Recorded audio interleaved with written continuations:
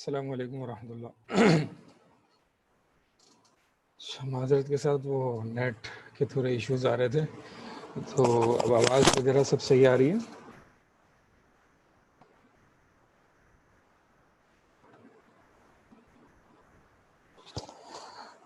ٹھیک ہے، تو ہم انشاءاللہ ابھی ہمارے پاس 10 منٹ ہیں اور ہم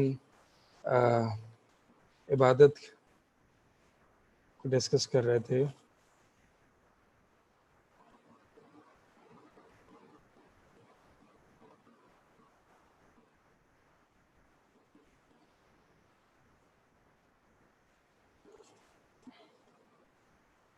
ٹھیک ہے، اسکرین بھی آ رہی ہے نا؟ اچھا جی، تو ہم یہ ڈسکس کر رہے تھے کہ ارکان العبادہ، عبادت کے کیا ارکان ہیں۔ تو سب سے پہلے تو ہم محبت، کیونکہ محبت سب سے امپورٹنٹ رکن ہے عبادت کا، اور جیسا کہ اللہ تعالیٰ قرآن میں فرماتے ہیں کہ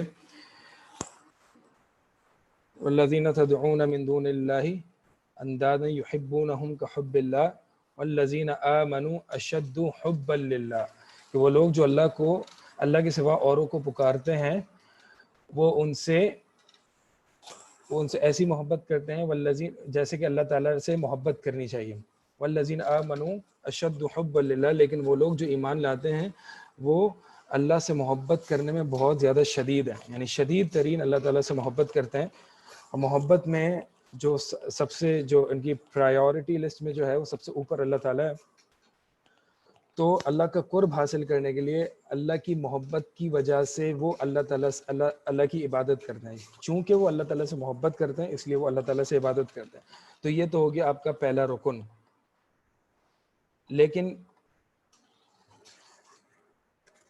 لیکن اللہ تعالیٰ نے اپنی، یعنی جو عبادت کا رکن ہے محبت، اللہ تعالیٰ نے اس محبت کو چیک کرنے کا، اس محبت کو چیک اینڈ بیلنس میں رکھنے کا ہمیں ایک طریقہ بتا دیا، اور وہ طریقہ یہ ہے کہ اگر تم واقعی اللہ تعالیٰ سے محبت کرتے ہو، یعنی اگر تم واقعی یہ سمجھتے ہو کہ تم اللہ تعالیٰ کی عبادت، جو تمہاری عبادت ہے اس میں ایک محبت جو ہے وہ سب سے اوپر ہے، تم واقعی اگر یہ دعویٰ کرتے ہو تو اللہ تعالیٰ ہمیں ایک طریقہ بتا رہا ہے کہ اس کو چیک میں رکھو کہ واقعی تم صحیح کہہ رہے ہو کہ تم محبت کرتے ہو یا نہیں کرتے۔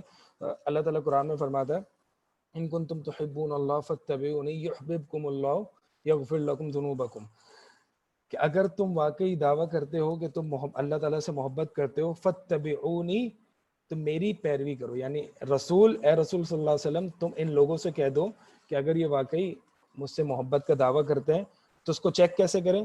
چیک اس طرح سے کریں کہ کیا یہ میری اتباع، یعنی رسول صلی اللہ علیہ وسلم کی اتباع کرتے ہیں یا نہیں کرتے۔ تو اگر اتباع کرتے ہیں تو پھر ان کی محبت یہ اپنے واقعی دعوے میں سچے ہیں۔ اس میں نے جو ہے وہ 2 چیزیں بتائیں کہ محبت جو ہے وہ کیسی ہونی چاہیے اللہ تعالیٰ سے، شدید۔ والذین آمنوا اشد حبا للہ، یہ آیت ہے، آیت نمبر مجھے نہیں پتا ہے۔ اور دوسرا میں نے یہ بتایا کہ محبت کو چیک میں کیسے رکھنا ہے کہ واقعی تم سچے ہو کہ اللہ تعالیٰ سے محبت کرتے ہو، تو ان کنتم تحبون اللہ فاتبعونی، اگر تم دعویٰ کرتے ہو کہ تم اللہ تعالیٰ سے محبت کرتے ہو، فاتبعونی، تو بس میری پیروی کرو، یعنی رسول اللہ صلی اللہ علیہ وسلم کی پیروی کرو، یحببکم اللہ، تو ایز اے ریزلٹ اللہ تعالیٰ تم سے محبت کرے گا اور تمہارے گناہوں کو معاف کر دے گا۔ تو یہ محبت کو چیک اینڈ بیلنس میں رکھنے کا ایک طریقہ ہے۔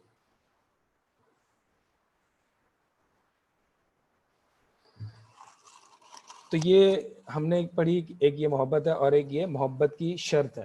محبت کی شرط، اگر جو شخص اس شرط پر، یعنی اللہ تعالیٰ نبی صلی اللہ علیہ وسلم کی اتباع پر پورا اترتا ہے، تو وہ اس شرط پر پورا اترے گا کہ وہ اللہ تعالیٰ سے محبت کرتا ہے۔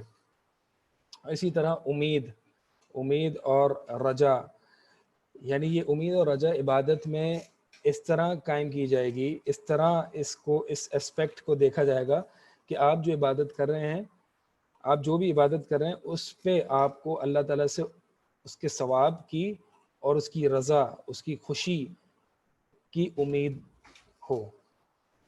تو یہ آپ ساری چیزیں، ایک سیکنڈ،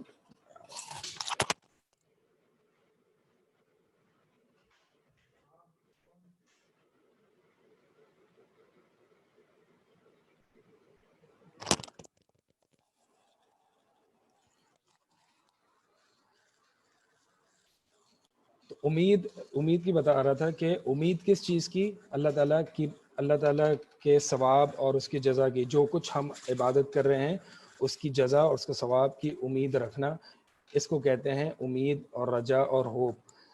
اور یہ کیسے ثابت ہوتا ہے؟ اللہ کے نبی صلی اللہ علیہ وسلم کی مشہور حدیث ہے کہ جو شخص من صام رمضان ایمانا واحتسابا غفر له ما تقدم من ذنبه، جو شخص رمضان کے روزے رکھے ایمانا و احتسابا، دو چیزیں، ایمان کی حالت پر، یعنی ایمان ہو، مومن ہو، اللہ پر یقین ہو، اللہ پر ایمان ہو اس حالت پر، دوسری احتسابا یعنی ثواب کی امید رکھتا ہوا. تو دو چیزیں، دو کنڈیشنز اللہ کے نبی صلی اللہ علیہ وسلم نے بتائیں. جو شخص رمضان کے روزہ رکھے اللہ پر ایمان رکھتے ہوئے اور اللہ سے ثواب کی امید رکھتے ہوئے، یعنی جو روزہ رکھ رہا ہے اس کے ثواب کی امید رکھتے ہوئے، تو پھر اس کے پچھلے گناہ جو ہیں وہ معاف ہو جائیں گے. اور اسی طرح اللہ کے نبی صلی اللہ علیہ وسلم نے تراویح یعنی قیام اللیل جو رمضان میں ہم کرتے ہیں اسی کے بارے میں بھی اسی طرح کی حدیث فرمائی، من قام رمضان ایمانا واحتسابا غفر له ما تقدم من ذنبه. تو احتسابا یہاں پہ لفظ جو ہے وہ غور کرنے کا، احتسابا یہی امید اور رجا کو آئیڈینٹیفائی کر رہا ہے کہ جو شخص قیام اللیل کرے گا رمضان میں ایمان کی حالت میں اور اللہ تعالیٰ سے ثواب اور امید کی حالت میں. تو یہ ہو گئی آپ کی امید اور ہوپ. ہوپ یا امید کس چیز کی؟ اللہ تعالیٰ سے ثواب کی. اچھا، خوف کیا ہے؟ عبادت میں خوف کس چیز کا نام ہے؟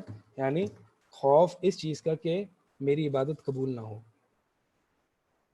اس لیے نہیں کیونکہ نعوذ باللہ اللہ تعالیٰ ظالم ہے، نہیں، اللہ تعالیٰ تو عادل ہے، عدل کرنے والا ہے، لیکن میری اپنی کوتاہی کی وجہ سے، میری اپنی حرکتوں کی وجہ سے ہو سکتا ہے میری میری عبادت جو ہے وہ قبول نہ ہو. اور اس کو ہم آگے سوال میں بھی دیکھیں گے، جیسے کہ آگے جو ہے وہ اسی کتاب میں سوال آئے گا کہ ہم عبادت کیسے کریں. بہرحال میں آپ کو پورا ایک بریف اوور ویو دے رہا ہوں، پھر ہم آگے انشاءاللہ اس کتاب میں بھی پڑھ لیں گے. تو اللہ تعالیٰ قرآن میں فرماتا ہے یدعون ربهم خوفا وطمعا، کہ وہ اللہ تعالیٰ کو پکارتے ہیں خوف اور امید کی حالت میں، خوف اور امید کی حالت میں. تو خوف کس چیز کا؟ دو چیزوں کا. میں یہاں لکھ دیتا ہوں.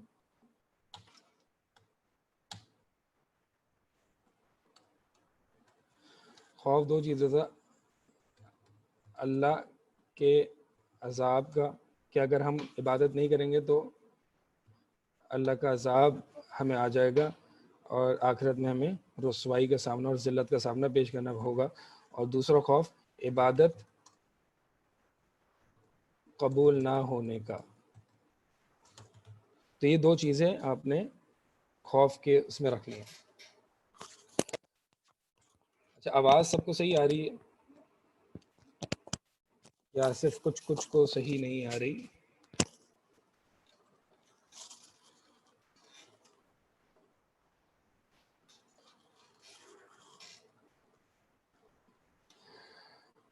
ٹھیک ہے، تو ہم نے یہ بتایا کہ یہ ارکان العبادہ ہیں، یہ تینوں اسپیکٹس عبادت میں بیک وقت سائملٹینیسلی موجود ہونے چاہیے. یہ ایسا نہیں ہے کہ ان میں سے ایک موجود ہو، بلکہ بیک وقت یعنی سائملٹینیسلی موجود ہونے چاہیے.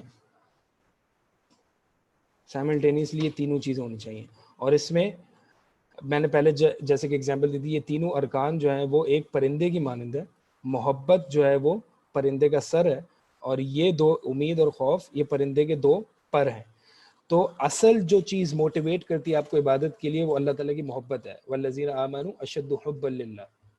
اصل چیز جو موٹیویٹ کرتی ہے آپ کو یہ محبت ہے، یعنی یہ پرندے کا سر ہے. اگر پرندے کا سر کاٹ دیا جائے تو پرندہ ہی مر جائے گا. اور یہ دو چیزیں امید اور خوف، یہ دو چیزیں یہ پرندے کے دو پر ہیں. لیفٹ ونگ یا رائٹ ونگ امید کہہ لیں، اور لیفٹ یا رائٹ خوف کہہ لیں. ایک ونگ امید ہے، ایک ونگ جو ہے ایک پر خوف ہے. اب پرندہ اگر دونوں پروں کو بیلنس میں رکھے گا تو ہی وہ اڑ پائے گا. اگر پرندہ کسی ایک پر کو تو چلائے گا لیکن دوسرے پر کو اتنا صحیح سے نہیں چلائے گا تو پھر وہ ڈس بیلنس ہو جائے گا. اور وہ پرندہ صحیح سے چل نہیں پائے گا اور اپنے مقصد تک نہیں پہنچ پائے گا. تو یہی معاملہ ہے کہ عبادت میں اگر محبت ہے لیکن امید کا پہلو اگر غالب ہے اور خوف کا پہلو، خوف کا اسپیکٹ جو ہے وہ کم ہے، تو امید کا پہلو غالب ہونے کی وجہ سے وہی پرندے والا حال ہوگا کہ وہ اپنے مقصد تک نہیں پہنچ سکے گا. اس کا مقصد کیا؟ اللہ کی رضا اور اللہ تعالیٰ کی جنت کا حاصل کرنا. تو اپنے مقصد تک نہیں پہنچ پائے گا اگر امید کا پہلو زیادہ ہوگا. کیونکہ جب امید کا پہلو زیادہ ہوگا تو وہ یہ کہے گا کہ اللہ تعالیٰ بڑا غفور رحیم ہے، اللہ تعالیٰ تو مجھے معاف کر دے گا، لہٰذا مجھے کوئی گناہوں کی پرواہ نہیں ہے، اور میں کچھ عبادتیں چھوڑ بھی دوں تو کوئی ایشو نہیں ہے. تو اس کا امید کا جب پہلو غالب ہو جائے گا اس طرح، تو پھر یعنی وہ اپنے عبادت کو صحیح طریقے سے درست نہیں کرے گا کیونکہ امید ہے اس کی کہ اللہ تعالیٰ قبول ہی کر لے گا. تو پھر وہ ہلاکت میں جا سکتا ہے. اور اسی طرح اگر خوف کا پہلو زیادہ ہو، یعنی وہ اتنا نفسیاتی ہو جائے، خوف کا پہلو اس کا امید پر اگر زیادہ ہو تو وہ اتنا نفسیاتی ہو جائے گا کہ پتہ نہیں میرا کوئی بھی عمل قبول نہیں ہو رہا، نہیں میں یہ واپس کر لیتا ہوں. بار بار وہ عمل کرنے لگتا ہے لیکن بار بار اس کو یہ ذہن میں آتا ہے کہ نہیں عبادت میری قبول ہی نہیں ہوگی، عبادت قبول ہی نہیں ہوگی، تو اور اللہ کا عذاب مجھے آ جائے گا. تو اگر اس کے یہ خوف کا پہلو بھی زیادہ ہو جائے گا تو پھر وہ عبادت نہیں کر سکے گا صحیح طریقے سے اور اپنے مقصد کو حاصل نہیں کر سکے گا. تو ہونا کیا چاہیے؟